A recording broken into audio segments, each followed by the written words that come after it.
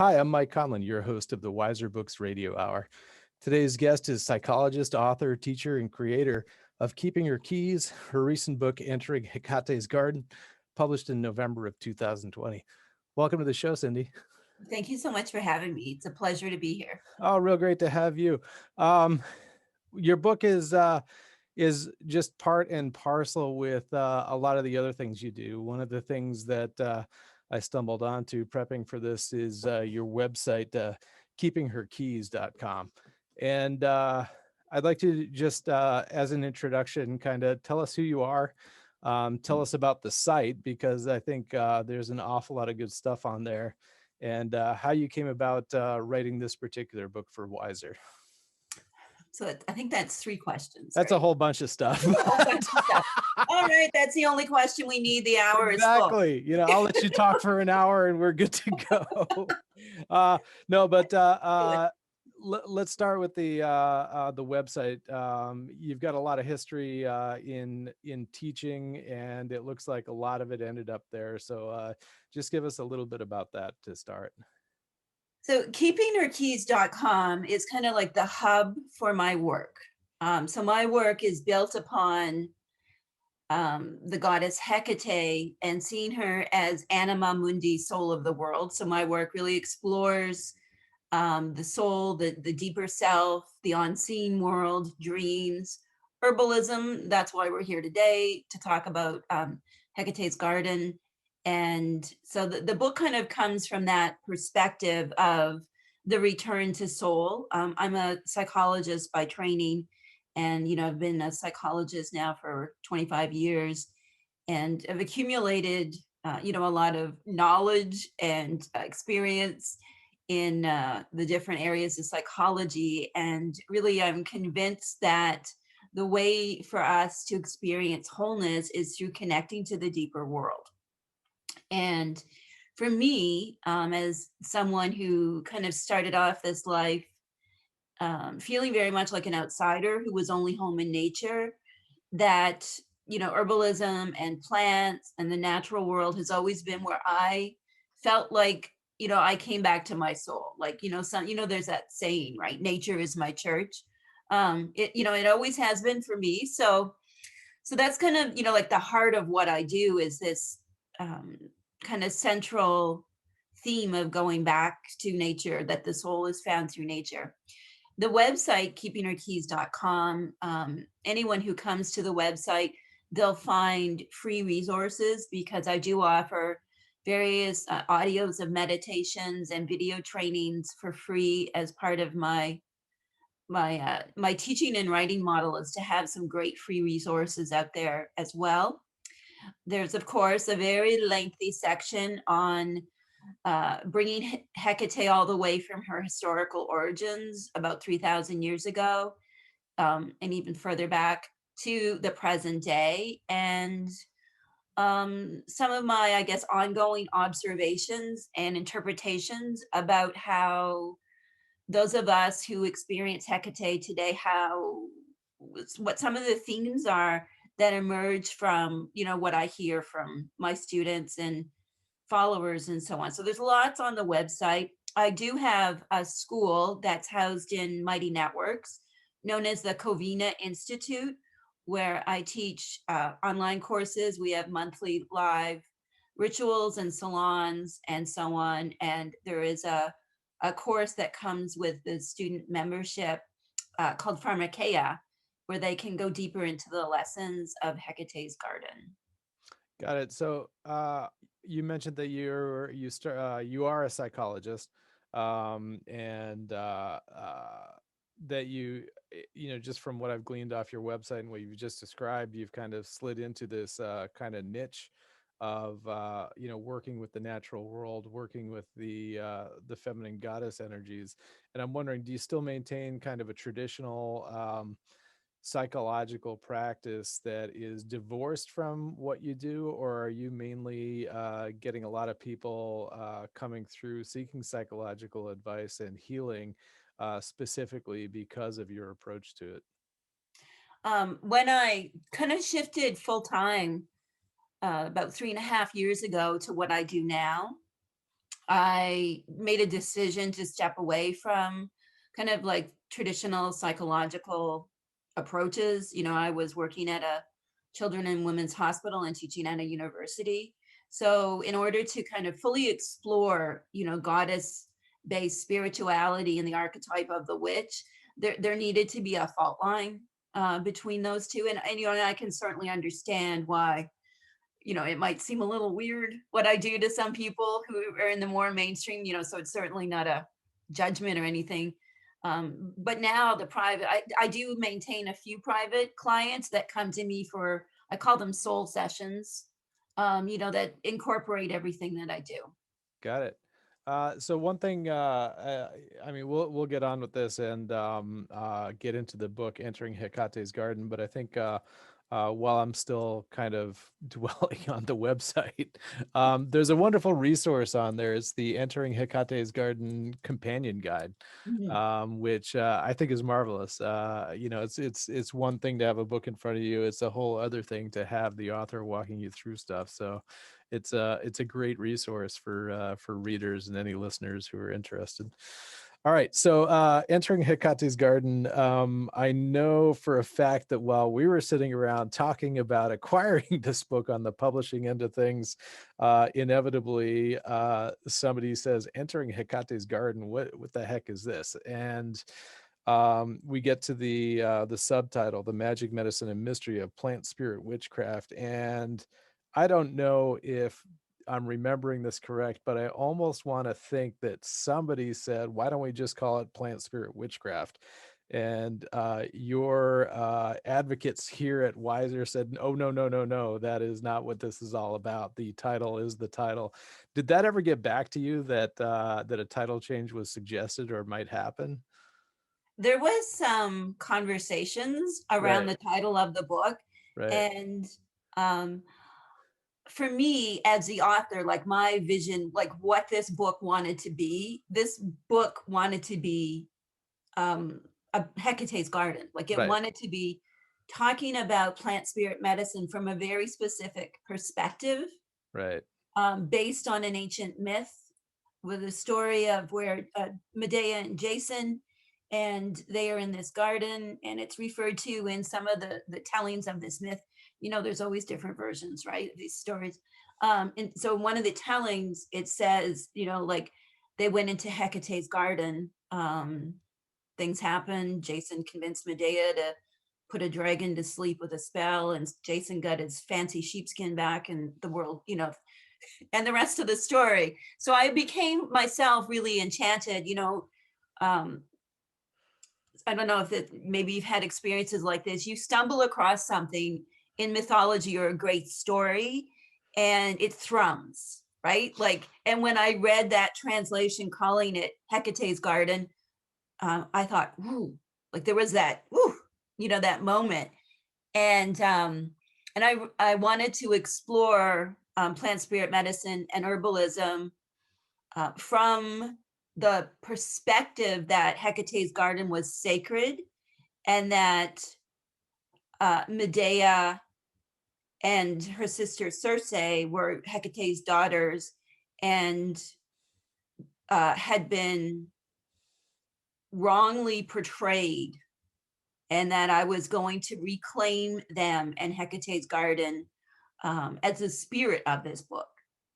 I imagine that, I was companion to Medea and Circe, and what would they say to me, and how did they practice healing, what we might call plant medicine today, and really put myself in that perspective. Like if Circe and Medea and I were hanging out today, how might we, what might their practice of healing be like? And yeah, and that's really, I became enchanted with the whole idea of Hecate's garden, and I was committed to that, what this book wanted to be. so basically the title was non-negotiable. Right. And we navigated a little bit Right, around the title, but I was no, it's Entering Hecate's Garden. This is what great. this book, the spirit of this book says, this is what it's called. Fantastic, and I think it's doing well. So obviously, the title is fantastic for what it is. So entering Hecate's garden is centered around Hecate, Circe, and Medea. Can you share a bit about the three of them, specifically why they are associated with plant magic? Love to talk about this more. So I, in my last response, I talked a little bit about, kind of where I first encountered Hecate's garden, and about Medea and Circe being sisters. And in some of the mythology, a different version of these stories, they're Hecate's daughters. And again, that was when I bumped into that, I was like, oh, this just has a resonance with me. That Hecate as anima mundi, soul of the world, of course, like all that is in the world would be kind of birthed by her in a kind of a metaphorical or symbolic way. And then if these were her daughters, then the power of the natural world and the power of healing would have been in their hands. And in exploring the myths of Circe, most people will be familiar with Circe from the Odyssey and Medea from stories of Jason and his Argonauts, um, and how they were portrayed as the villainous in these stories, while the men who often did really horrific and nasty things, far worse than what Circe and Medea did, they were the heroes. And I was like, wait a second. I think, like, as a curious person, I was like, wait a second.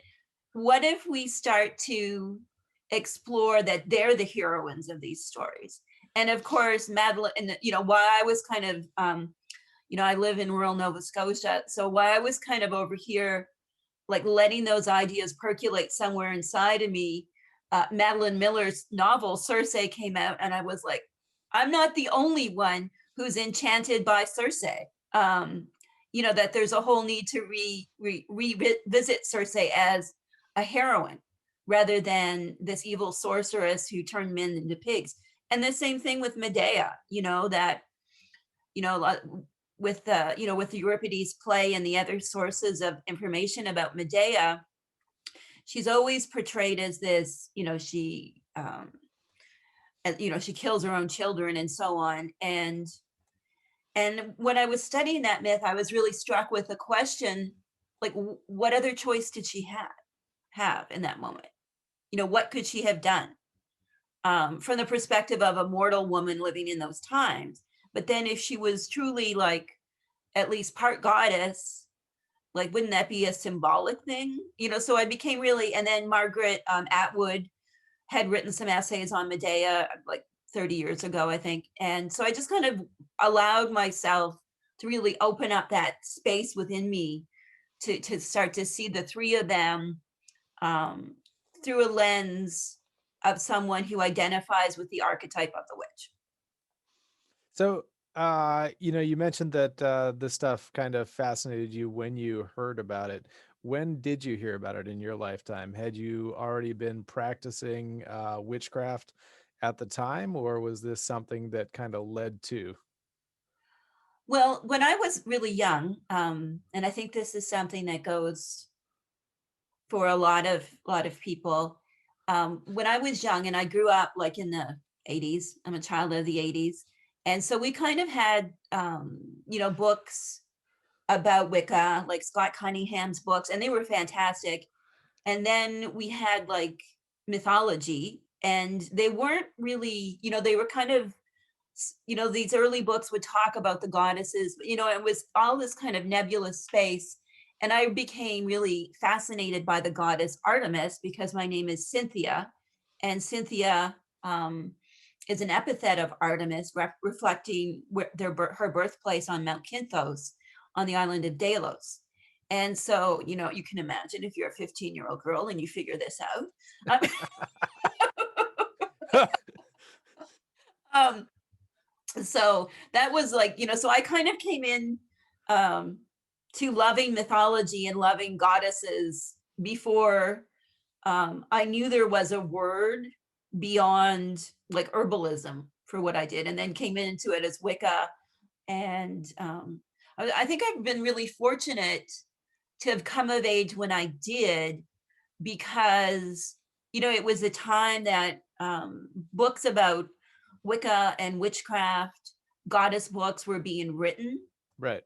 So it was it was a really nice synchronicity, that there were some books about goddesses like, by like Demetra George and Jean Shinoda Boland that were very psychological. And then, of course, like we had the early Wicca books and magical herbalism, kind of, all these things kind of serendipitously were coming my way as I was growing up. And then, as I went to school to become a psychologist and so on, it was always really a huge part of my life. I don't think that answered your question exactly. There's really, I don't really see that there was a beginning point. I kind of seem like I was doing my thing, and then books came along that helped me do my thing. Got it. Got it. Got it. So it was kind of an organic growth, kind of synergistic with a whole bunch of stuff that was going on in your life. That's interesting. All right, so that's cool. As a child of the '80s, I can definitely also appreciate where you're coming from. Um, so let's see. You write about the return to the Garden of Hecate at the beginning of the book. Can you describe what the return is and how we experience the call to come back to it? So this is a great topic. I love this question and I love to talk about it. I get a lot of messages and emails and so on and comments on social asking, like, how do I know if it's Hecate calling me? So there's a broader question within the focus on the garden. So the broader question about how do I know it's Hecate calling me? Because a lot of times, people will report like having dreams of a woman, and they don't exactly know who it is, but they kind of feel that it's Hecate, or they hear a name, or they have some kind of synchronous experience, or she takes up space in their imagination for good reason. So there's that general kind of when Hecate calls, and I have a YouTube video, and I write about it in my books as well, about this calling that's taking you back to the soul, really. And to return to Hecate's gardens, to me, is about a return to the soul, like it's a reclaiming that to practice plant spirit medicine from a perspective that is feminine and sacred is wonderful and beautiful and healing, and that we don't need to see plant spirit medicine or even witchcraft through the lens, through a male gaze. All right. So let's see. The archetype of a witch as a source of healing is a theme that's in your book. Can you expand on that a little bit? And particularly, you're talking about poisons as healing. I'm wondering how that fits in. I mean, I know that obviously there's homeopathy and stuff like that, kind of as an aside, but specifically in the practice that you're describing, how does that work? um the poison that heals, it's often like in a broader psychological kind of framework. It's often when we have like adversity and hardship and despair that we learn more about ourselves, we become stronger, we become wholer through adversity. And so we can look at that like as symbolic of the poison that heals. We would have, I mean, we're going through this pandemic, which is which is a poison in a way. And although perhaps it might have been better if the pandemic never happened, and there's so much tragedy happening because of the pandemic, and also it's it's provided invitations for us to find new ways to help each other, to come together, to use technology more in a way that's more community building and relational. And so no matter what it is, there is medicine in it. And when we talk specifically about some of the most poisonous plants in the book, I chose to discuss my favorite poisonous pretty, which is aconite, also known as wolfsbane, which was Medea's poison of choice. And also in different ancient texts, Hecate is referenced in relation to aconite as well. It is so deadly, and dangerous. And yet we mentioned homeopathy, and it's used in homeopathy in very small and micro doses. And so to believe that healing only comes from things that are of the light, are of pure, pure positivity, is on a cultural level, it's a big, it's one of the mechanisms that got us into the mess that we're in now. Because, our refusal to go into the dark, to go into the poison, to see where the medicine is in the poison.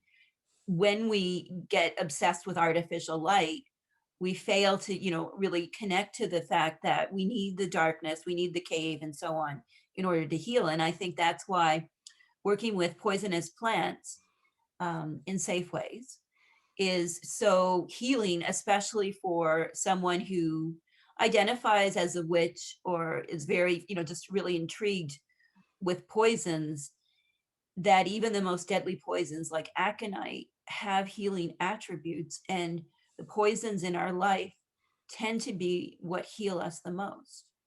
So is there, I mean, we've been talking about mythology, a lot of this stems particularly from Greek mythology, and in Greek history, there's the practice of the Eleusinian mysteries. Does that also play into kind of this idea as poison as a healing modality?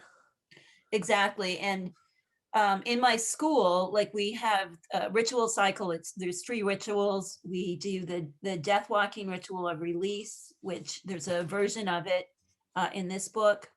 And then we do soul retrieval. We do these several months apart. It's over the whole wheel of the year. And then we finally do rebirth. So because there's so much medicine in the Eleusinian mysteries, so that ritual cycle, our rituals of the sacred cave, are based off of that cycle. So it's very kind of central to my work, although not covered in Hecate's garden and not covered in any of my books. It's something that we teach in the school. Oh, cool. All right. Well, that's great to know. I did not know that, so I'm glad I stumbled onto that. So, going back to mythology again, you mentioned, let's see, was it Circe that turned men into pigs in the Odyssey there? Um, obviously, even to modern readers, it's like, oh yeah, men are pigs. Got it. Even before any kind of big feminist push, I think that was probably out there as a metaphor. But when it was written, I'm just curious, do you think that the ancient Greeks, hearing this as part of an oral history, an oral story, understood it differently than we might today? I do. And understanding, like, the likely perspective of the authors of these myths, Homer's perspective, in writing about Odysseus and Circe. For me, as a psychologist, that's really paramount, is to understand where the author was likely coming from, like what he might have meant. And we can just riff about Circe and her pigs for a bit. Just as an example of this whole, I think really what my perspective is in my writing and teaching. So Fantastic. All right. let's talk about pigs and the goddess. Let's do. So it's interesting, like, if you look at the, kind of the cultural context of the time in which that myth emerged, well, the story, I use myth kind of as a broad term to capture a lot of that literature from that time. So when we look at that story, what might the men who recorded these stories, because it's coming from a male gaze, what might have they understood about goddesses in general, and what might they have believed about women, human women? Because Circe is interesting because, she's only half a goddess. She has the voice of a woman, but she's mostly eternal.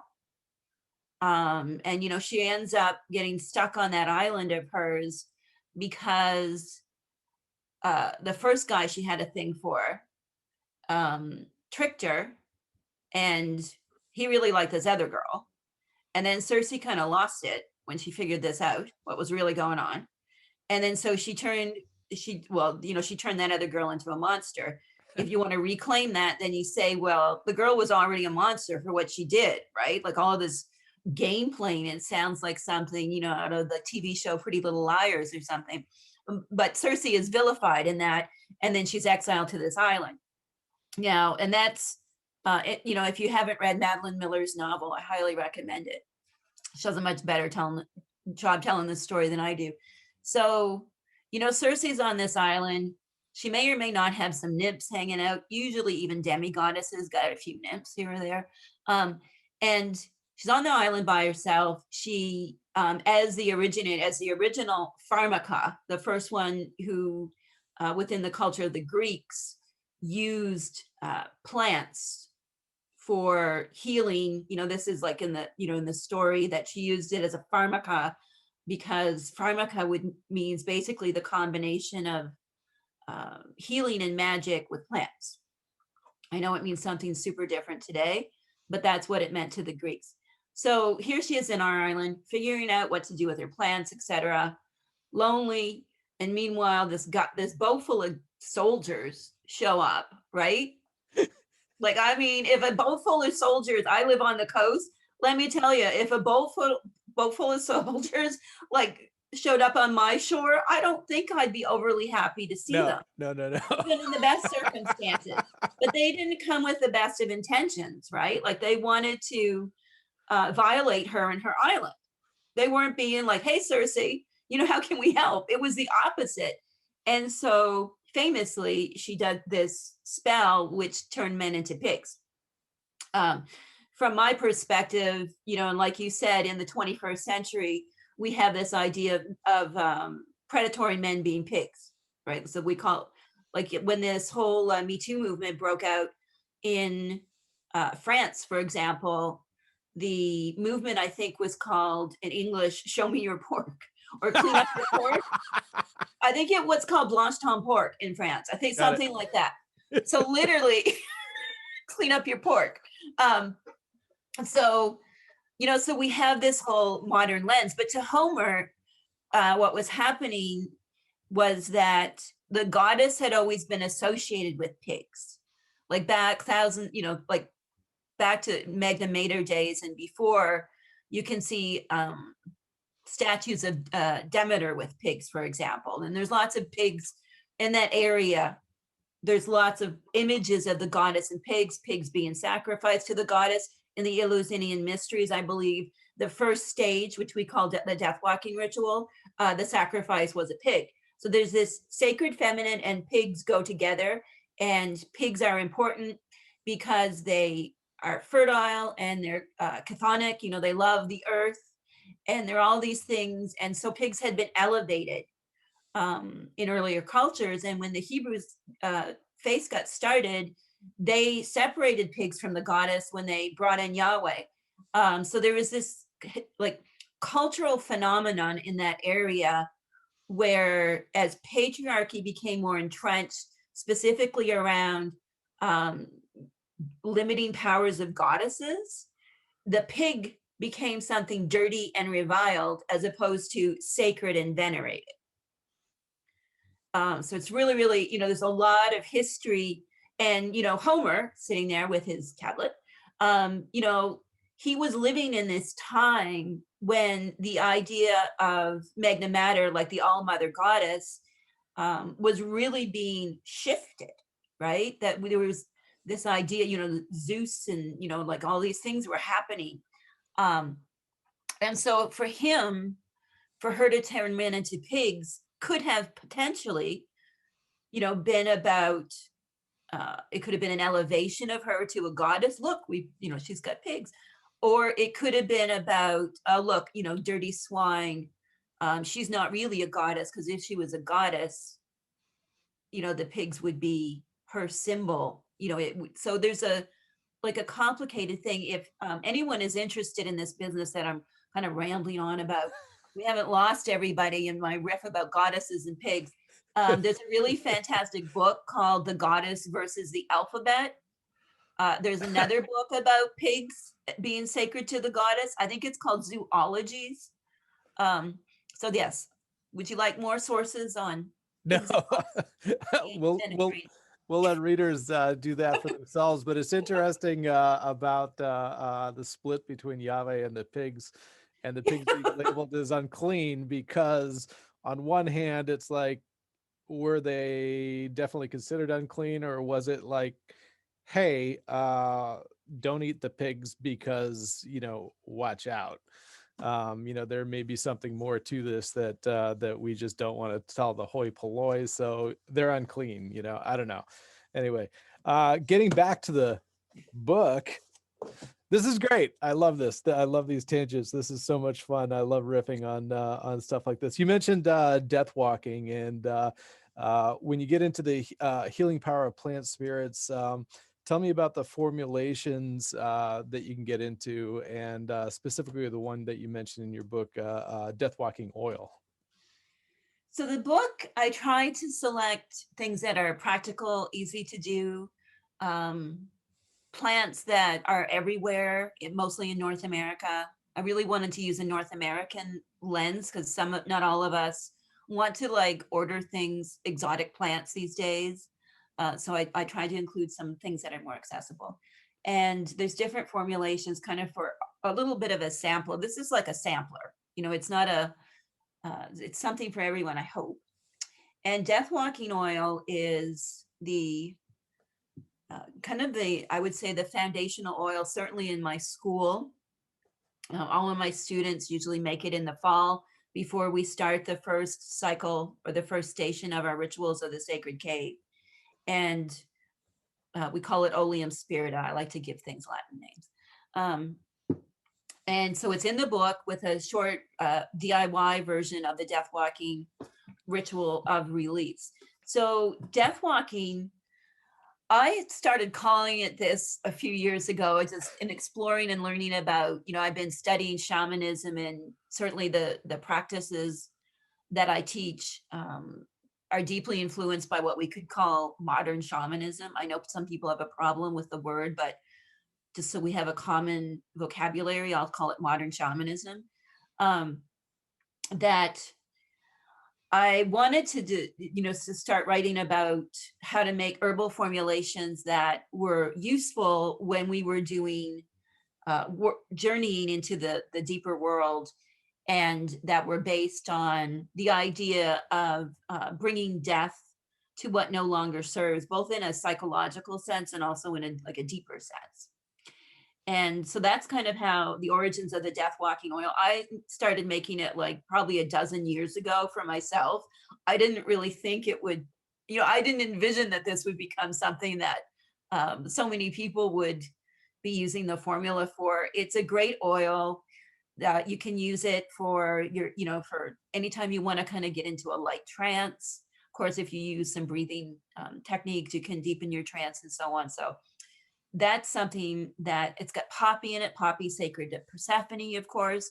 And it's nice because it doesn't have a smell. I have a lot of sensitivities, and sometimes essential oils can have these really overwhelming smells for someone like me. So when you make it yourself, it won't have a smell. So if you have a lot of sensitivities, then it can be really helpful. So do you encourage people to make their own, or is this something they can purchase through other sources? I do not sell any packaged botanicals, and let's be clear, because clear is kind. I know people are selling recipes from the book now, and I don't endorse any of those things. For me, I'm writing about pharmakeia. I'm writing about the practice of plant spirit witchcraft. I'm not writing about following someone else's formula and then using it. To me, that's a whole different thing that I'm not talking about. Got it. I'm not saying that it's wrong. I'm not talking about that. I am talking about practicing plant spirit medicine, which for it to become a deep and meaningful relationship that does attune you to Hecate and Circe and Medea, and that whole the whole wonderful archetype of the witch, you gotta do it yourself, period. That's my perspective, and it can be really simple. juniper, which is grows throughout North America. This is coastal juniper, so it looks a little bit different than what some people may have. A simple technique, juniper and some sacred clean water. This is what you need to do plant spirit medicine. You don't need elaborate things, and they'll learn in the book what you do with this, but basically you unify land, sea, and sky by lighting the juniper and putting it in the sacred water and then asperging your house. Costs nothing. Powerful, ancient, based on rituals performed by Hecate's priestesses over 2,000 years ago. So it doesn't need to be elaborate. It doesn't need to cost money. That's not plant spirit witchcraft. That's a specific type. And I think now you got me started. Oh no. and I think today that like where we have so many commercial products available, and like essential oil companies will tell us like it's the most pure, it's the bestest, it's all these things, and charge us like $50 for a small bottle. I've certainly like done that. It's not wrong, but it's like we can be seduced by the idea that we don't have the power to practice plant medicine on our own, when the return to the natural world is about getting our hands dirty, becoming the one with the dirty feet, wandering in the woods, exploring, wildcrafting. That's my perspective, that is what pharmakeia is. You got to get your hands dirty. Got it. It's funny that when you say you're from rural Nova Scotia, north, south, whereabouts? I live very near world famous Peggy's Cove. Okay. I don't know if you've ever been here. So I've been to Nova Scotia. I'm unaware of that particular geographical feature. Okay. Well, when people think of Nova Scotia, they think of like often that lighthouse. The iconic lighthouse, the Nova Scotia Star. So that picture is Peggy's Cove. Got it. Usually that's on all of our promotional, the tourism stuff. Yeah. So I live like on the open Atlantic coast. Okay. As the crow flies, I could be, if I was a crow and I wanted to fly to Boston, it wouldn't take me very long. Okay, got it. So my experience with Nova Scotia is all south of Halifax. I'm coming from Maine, so it was the ferry over to I forget where. But one of the really great things about Nova Scotia is in the south there, the whole interior is just, I think it's national forest. But there's not a lot of human interference down there. And I was riding a motorcycle through there and decided to stop for a minute, stepped off the roadway, and I was just surrounded by blueberries. I mean, they were everywhere. I had a snack. It was great. But just the bounty there is kind of amazing. You mentioned using juniper, and while it is a common plant in a lot of the USA, there are going to be parts of the USA and the world where it's not common. Do you encourage people to use local kind of correspondences with juniper that they might be able to easily source? Definitely. And I'm glad you had such a wonderful experience here in Nova Scotia. I haven't always lived here. I've lived in different places, and I was very happy we were able to escape civilization and move to a small fishing village. My whole family is originally from like the South Shore where we live now. So came back here. So I know I live in a very special place.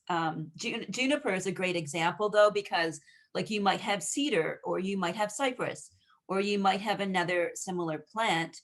And, the book really is an invitation to, if you don't have juniper, what do you have? And because of the doctrine of signatures, looking at plants that are similar is a good way to start the inquiry. So juniper kind of looks like cedar. Get a more expansive book than mine, maybe Paul Barrel's Master Book of Herbalism or something, and go a little deeper and say, oh, is there a connection between the two, and get, come at it from that kind of mixed methods perspective of like following your intuition and then doing a bit of research. That's really, I hope I inspire people to do their own research and write their own formulas. I mean, it's funny because you keep almost apologizing that your book is not more comprehensive, but I mean, you've got 39 monographs of different plants and whatnot in here. Is that I mean, obviously that's a great starting point for people. Do you? I mean, is this a starting point where people can pick up what you're putting down? I definitely. I think I say that because, in my mind, there's like 200 plants in the book, and but obviously, no publisher wants to publish a book 400,000 pages. Right. So I did have to pick and choose. So I know that it's not a straight herbal. The book is mythic, poetic, and practical. So there's that. There's that kind of blend in the book. But they can start, if you've never ever worked with a plant before, you can start with this book. And perhaps if you're an experienced practitioner, you can pick up the book and see things from a slightly different perspective. All right. So you've included a variety of recipes, which are all components of what you call Hecate's feast. Can you discuss what this is and how to create one? Yes. So this is like, so the most popular question I get asked is about, how do I know if this is Hecate calling me? And the second most popular question I've been asked over the years are, like, how do I make offerings to Hecate? Right. And in particular with Hecate, because what's known as Hecate's supper, or sometimes called dipnon, which is just the Greek word for supper, that this has become really popular. Like, a lot of authors write about this, that this is what you do. You take Hecate an offering on the night of the new moon, when the moon is dark, and so on. And so people really want to get started with Hecate, right? This is something that becomes important to them because so many people have written and talked about this. So a lot of people see this as offerings, that they just make something for Hecate, they leave it at a triple crossroads, hopefully stop to connect and enter into the kind of energy of what they're doing and the energy of the goddess in that moment, and then you turn around and leave and you're not supposed to look back. That's the superstition from 2,000 years ago. So we get into this has become a modern practice for honoring Hecate, and the historical context and meaning of it, there's been a little bit of a separation between what the ancients were actually symbolically doing and how we do things today.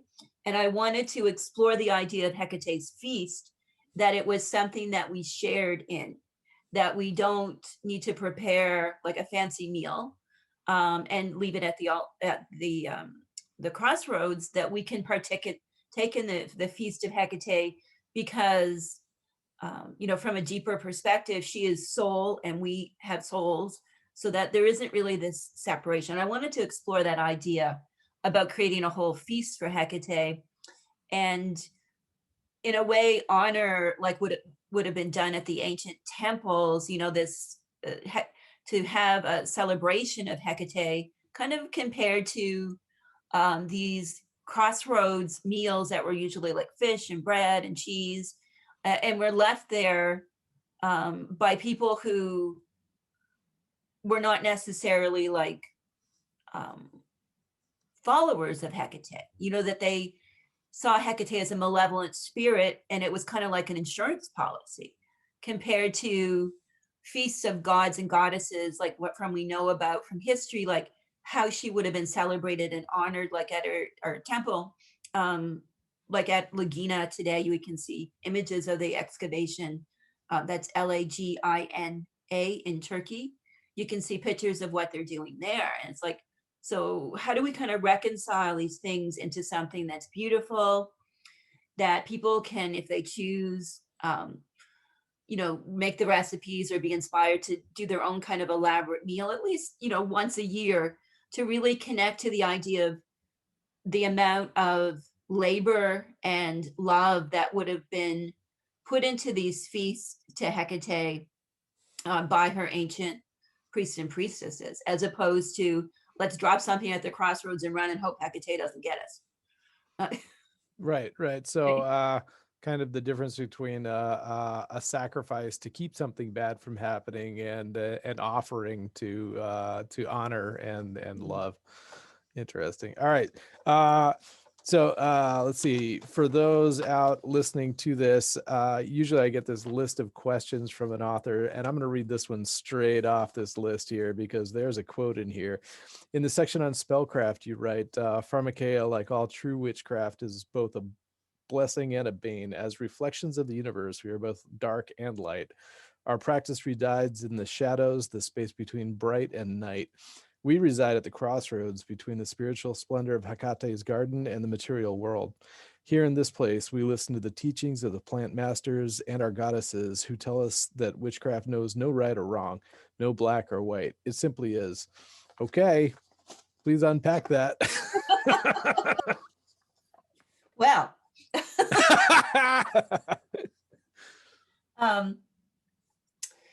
I think, so the one of the key kind of messages of the book is about reclaiming the word, the root word pharma, to mean something beyond what we think of it, of big pharma today.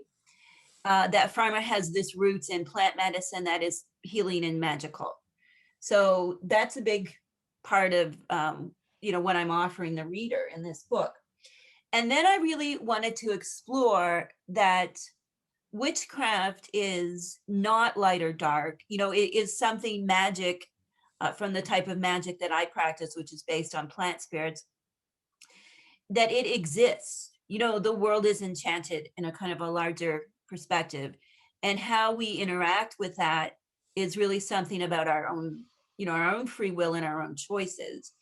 And for me, one of the things that I've kind of observed, I guess, over the last 30 years of watching Wicca and witchcraft become more popular is this really interesting discussion about white witchcraft, which always makes me think of the Wizard of Oz. Like whenever people talk about white witchcraft and dark witchcraft, you know what I mean? Like, Sure.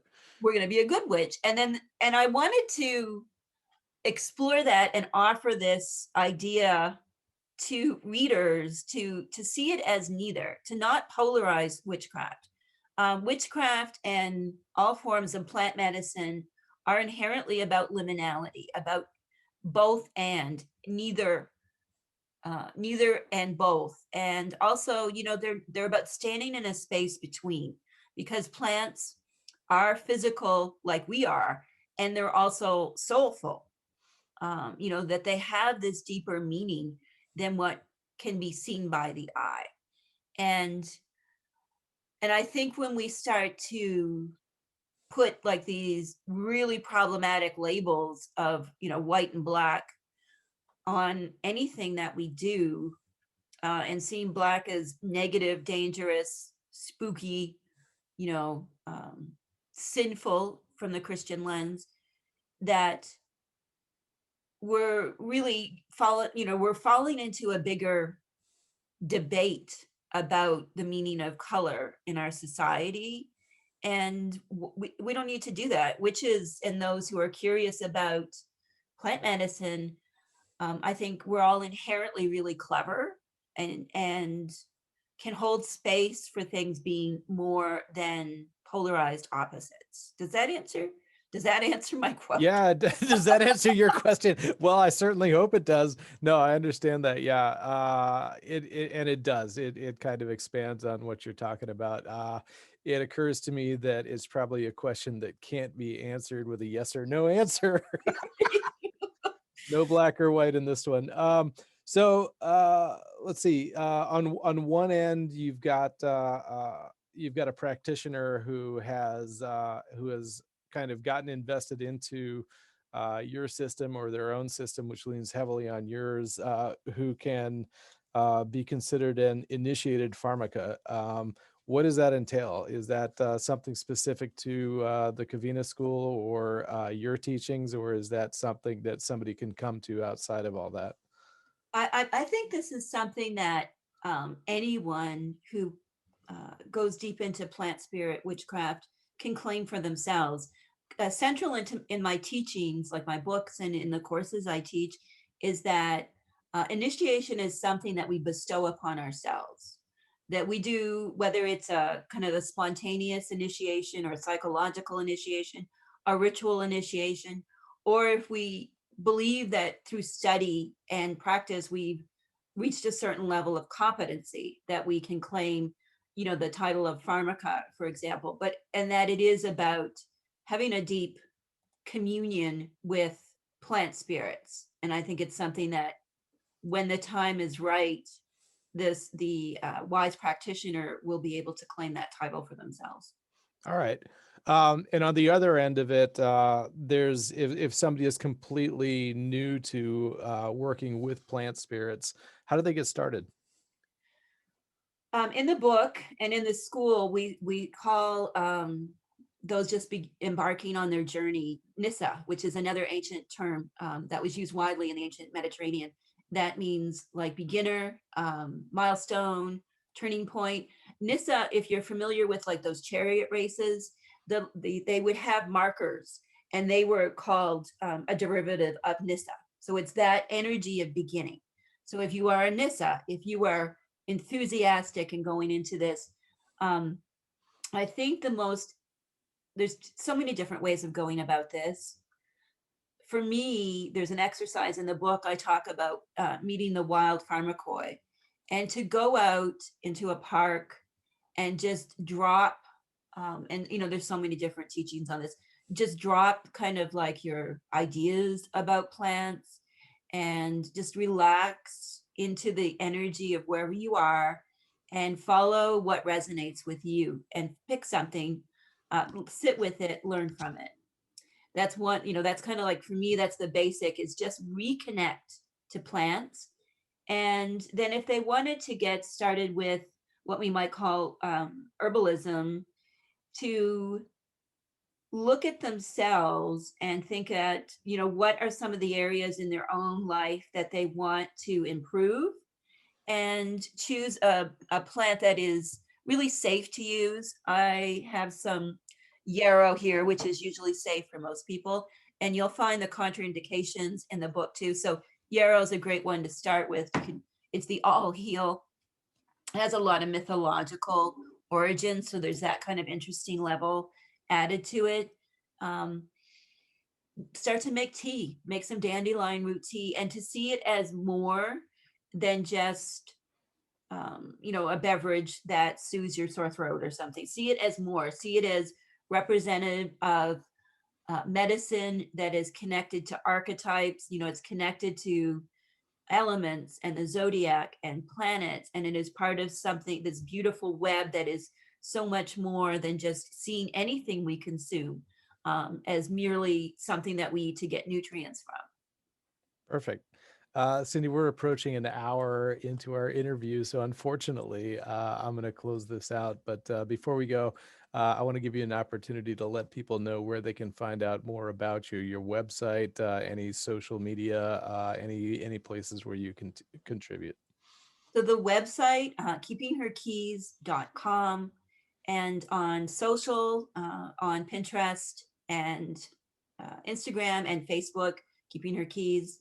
If people are interested in applying to join my school, they can learn more by going to the website, or they can go directly to the app itself, which is the members.covinainstitute.com, COVINA. And those are the places that they can find me. Perfect. Cyndi, thanks so much. It's been really wonderful talking with you, ranging from juniper to pigs to Nova Scotia, and a little bit of your new book, Entering Hecate's Garden, as well. Thank you so much.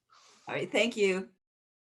You've been listening to the Weiser Books Radio Hour. Find us online at www.weiserbooks.com and wherever you listen to podcasts.